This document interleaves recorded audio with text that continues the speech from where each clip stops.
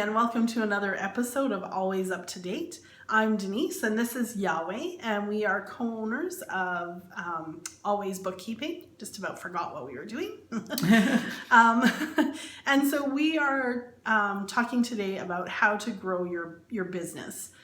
So we were at a business boot camp and we talked about entrepreneurial myths.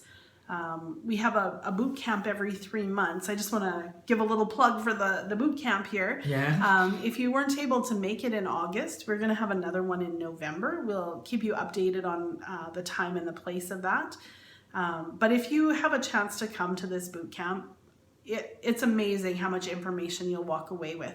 The boot camp is basically entrepreneurs like Yahweh and myself. We both speak at it. Yahweh talks about building a business plan. I talk about group interviews and how to interview people. But there's more than just us. There's a whole bunch of entrepreneurs there that are sharing their experiences and giving tips on how to grow your business and how to beat the odds of failing at business. And the best part of it, it's free. You just come out. You just need to register and come out to it, and the information is just unbelievable. Yeah. So one of the things that we talk about are the myths, the entrepreneurial myths. And so we're going to look at a few of those today. The quote we have today is from Michael Gerber, who's the author of The E-Myth. And the quote is, "With no clear picture of how you wish your life to be, how on earth are you going to live it? What is your primary aim? Where is the script to make your dreams come true? What is the first step to take, and how do you measure your progress? How far have you gone, and how close are you to getting to your goals?" And the statistic that we have is from Industry Canada. The largest age group for business owners is the age group of 40 to 64 years. And that group accounts for 47% of all small businesses. So Yahweh, we see a lot of small business owners who are trying to grow their business, and they've just fallen into some of the traps of some of the entrepreneurial myths about how to grow your business. So we're going to kind of look at some of those myths and just how to deal with those. Yeah, absolutely. So first, the one that I have here is, does my initial product or service have to be perfect before I start selling it? Yeah, so many people fall for the myth that their product has to be perfect before they can go out there and sell it. And, especially, your product has to work. It has to be sellable. But especially in the service industry, it might not be perfect. You might sell your product or your service to a few people and just realize, oh, I can tweak it a little bit here. I can add this to it. I can make it better by doing this. So if you wait for it to be perfect before you sell it, you're probably never going to sell it. Yeah. Sometimes it's good to just get it out there. You've got it at a position where you can actually sell it, but then you can tweak it a little bit and make it better as you sell. Yeah. And I mean, if it's on its perfect condition the first time, then that's kind of it for your business, isn't it? That's right. You want to have people see the revised version of getting it better year by year. That just keeps them waiting. I mean, the cell phone companies do it very well, that they do it a revision every year, and they add a value product to it, or a service to it that will increase the value of the product. And yeah, like if you have the initial product perfect, again, it might take you a while before you started selling. By that time, you might have already used up all your resources and not be able to make it to the finish line, right? Yeah. So yeah, that is a common myth. Yeah. Can I grow my business forever based on word of mouth alone? Yeah. So many people think that word of mouth is the biggest way to sell your product or your service. Not necessarily true. Word of mouth is important, and if your customer is happy, they're going to share their experience. But I think the internet is a big way to sell your product, and getting Google reviews, which is you know, a little bit, it's kind of same as word of mouth, but it's updated for our society, right? Mm-hmm. Most people go on to Google and they're going to look for a Google review to find out how the experience was for other people. Yeah, and I mean traditional word of mouth, even if you refer somebody to the business, chances are they're gonna look you up first to see if it's a good recommendation or not, and they might do a little bit of research on it. So word of mouth alone might not be sufficient to generate leads. Yeah, Yeah, that's right. Can I grow my business forever based on networking alone? Yeah, so I don't think you can do it forever on networking. I mean, you'd have to do a lot of networking to continue your business. I think the whole idea of networking too is when you reach out to people, then they reach out to people. So again, word of mouth, networking, getting your Google reviews, eventually getting your website up and running, things like that are going to be more useful than just networking. Yeah, I mean, it's a good tool to get your company out there and be recognized by your colleagues, but most of the time your customers are not going to be in the networking group that you're attending to. So it's more important that you reach out to the customers that you like rather than focusing on the help of other people to get the word out there. Yeah, That's right. Can I make any sort of progress without friction? Probably not. I think it's good to have some friction. You learn from those experiences. It goes back to number one, where your product doesn't have to be perfect. And if it's not perfect, you're going to get some friction. There's going to be friction with your employees. There's going to be friction with your supplier. There's going to be friction with your customers. Those are all things that you can use to learn, to make your product better, to see what works and what doesn't work in your business. Yeah, absolutely. I mean, at the end of the day, we're individuals, so you can't have the exact same values with your customers, your employees, and your vendors, right? Yeah. So progress without friction is fiction. Yeah, that's right. Somebody said that. Will I ever be done learning? Probably not. If you're done learning, then life is over. I think you learn always, and it might not always be in your business. Maybe it's you know, in your personal life or whatever, but it's important to continue to learn. Again, that kind of goes with the friction as well. You're learning from experiences that you have. You're learning from other people. You know, sometimes you get employees in that are going to teach you something, or your customers can teach you something. I think you always need to be open to learn. Yeah, and I mean, I think sometimes that's an important indication of where your business is. If you're not learning as much anymore, then you might be reaching the maturity stage of your business, and the only thing from there is to decline. So you have to look at other learning opportunities and see where you can improve on, so you can maybe start another initiative or improve your product or something like that to get your to keep your business going. That's right. Are ideas harder and more important than implementation? I don't think they're harder. I think you start a small business because you have an idea. You already have that ready. Usually people don't start a business and then come up with an idea.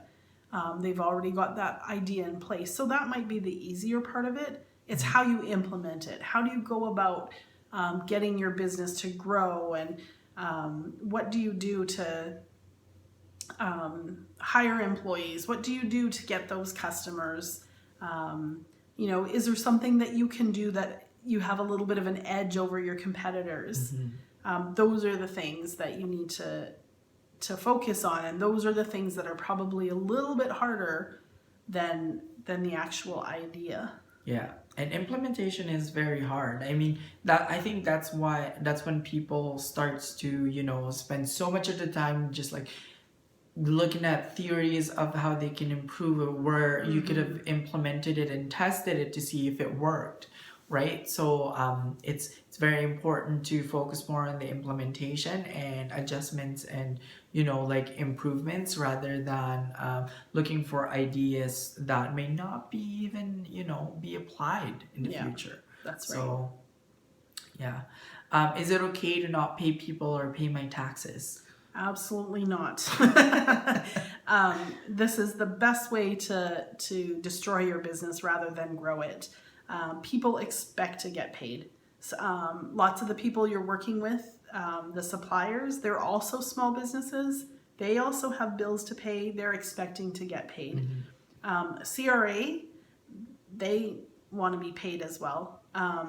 They are understanding to a degree, but it's still their money and they expect to get it from you. And so you need to know that when you're starting a small business that in order to grow your business, you're going to need to pay people. Yeah. It's hard to accept this fact, but if you are short of funds, you're going to have to not pay yourself before you don't pay your employees or don't pay CRA or don't pay your suppliers. It's gonna haunt you at the end. It is. Yeah. And I mean, if you're a business who's expecting to get clients to pay you, then why would you expect any less on the other people that expects you to pay them? That's right. Yeah. And especially with the CRA and paying your taxes, you may think that you're saving money at that particular time, but again, in the long run, you're going to be paying more because you're going to be paying penalties and interest on that. So, will my personal life affect my business? Yeah, absolutely. If you have a family, if there's things going on that are affecting you, that's going to affect your business. Lots of people don't think like they can, or they think they can separate the two, but really it's hand in hand. And if there's things going on in your personal life, that may affect your business as well. Yeah, I mean, at the end of the day, we're all people. So if you're the only one working, you're the business, and your state of mind is what is, like what's running the business. Yeah. So if anything's going on in your personal life, it's impossible for people to just shut that off. That's right. And not be affected by it. If you're great at it, nice, but it's not the healthiest way to do it. That's right. And you need yourself to be healthy to be able to grow your business. Yeah. So it's a common misconception that your personal life will not be affecting your business life at all. Yeah. The other way around is, will my business affect my personal life? Yeah, absolutely it will. And especially, we talked in one of our other videos about how you're going to need to put in lots of hours when you're first starting out your business. And, you're the one that's going to have to do all these things to get your business growing. And, sometimes your family might not like that. They might not like the fact that you are away all the time and that you're always doing business stuff. Again, we talked about having a schedule. It's really important to have that schedule so you get your business stuff done so that you have free time to spend with your family or do the things that you want to do in your personal life. Absolutely. And I think this relates to the next question as well. Like, will my family and friends be able to agree or even relate to the entrepreneurial life? If you have a very supporting family, great. But most of the time, the families and friends, they don't necessarily have the same lifestyle that you chose. So it's a little harder to understand when you make decisions to grow your business that might conflict with their personal interest, to see you or spend time with you and stuff like that, right? Yeah. So and sometimes when they don't get it, they think you're kind of crazy to try. Yeah. Like to put so much effort into it when you're not seeing any results right away. Yeah. Sometimes it's really hard for them to understand what it is that you're doing. And to be patient and to know that eventually you're going to grow and you're going to succeed. Yeah. And you're not going to be one of those statistics that fail. Yeah. And then life is going to look a lot better. You're going to be able to spend more time with your family and stuff. But to begin with, for sure, it's going to be hard for them to understand. Yeah. Will everything go according to plan? I wish. So that's that's probably one of the biggest entrepreneur myths, right?